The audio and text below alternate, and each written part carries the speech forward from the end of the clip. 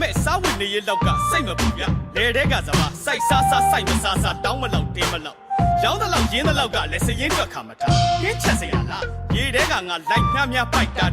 တခြားတော့ဘာမှမလုပ်တနေ့လဲထုံးပြုံးနှုတ်ကောက်ဆိုင်နွားကြောင်ဒါမှမဟုတ်ထင်းခွဲရေခက်သမင်းစားပြီးတရေလောက်မိတ်ပြင်းလာရင်လည်းအညောင်းကြီးအညာပြေးရွာရိုးထွက်အလှအိမ်ရှိလာရင်လည်းဝိုင်းကူဖို့အားတာတစ်ခါတလေစကားများလဲအခင်မပြတ်ကြပါစောတကရှောင်းအမေကရက်ခဏ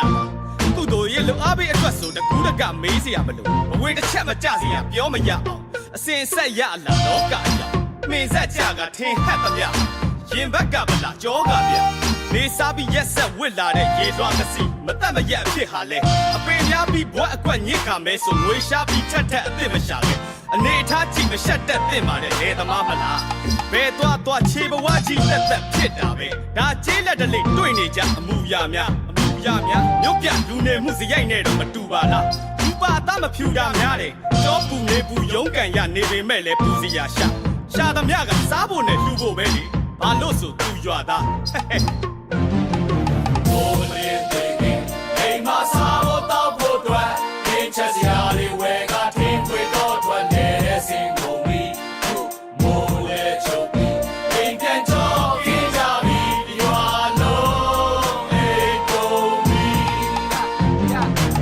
တရွာလုံးကတော့အိမ်မောကြအိမ်မောမကြနိုင်သူကိုတော့ချော့မြသူတို့ပိုးနေတဲ့ပန်းနေတဲ့အပြိုတော်သဘောကျအဆိုတော်ပေါ့ဗျာအချစ်ရပြီးယောဂရွာပို့ထားတဲ့ယောဂတချို့ကဂီတာမက်ဒလင်နဲ့ဟော့ကြမတော်ရသေးတဲ့ရောက်ခမတွေတော့ပွားသူတို့သမီးကလည်းအုပ်စပေါ်ရုပ်ချောဗျာကိုနောက်ကိုင်ပန်းနောက်ကိုင်လုံးချီပေါက်လာမို့လဲသိတဲ့ဘောချတရွာသားနဲ့ညာသွားရင်ဖြစ်ကိုလူပြိုစိတ်မောရတော့ကအဲ့ဒါတော့သားလေးရဲ့တော့ကကတော့ဆာရှေထားလို့တရွာလုံးကိုသိအောင်ဒီလိုအော်ပြောပြအော်ကသာလောကလည်းတော်ဘာဝချောနမငယ်မင်း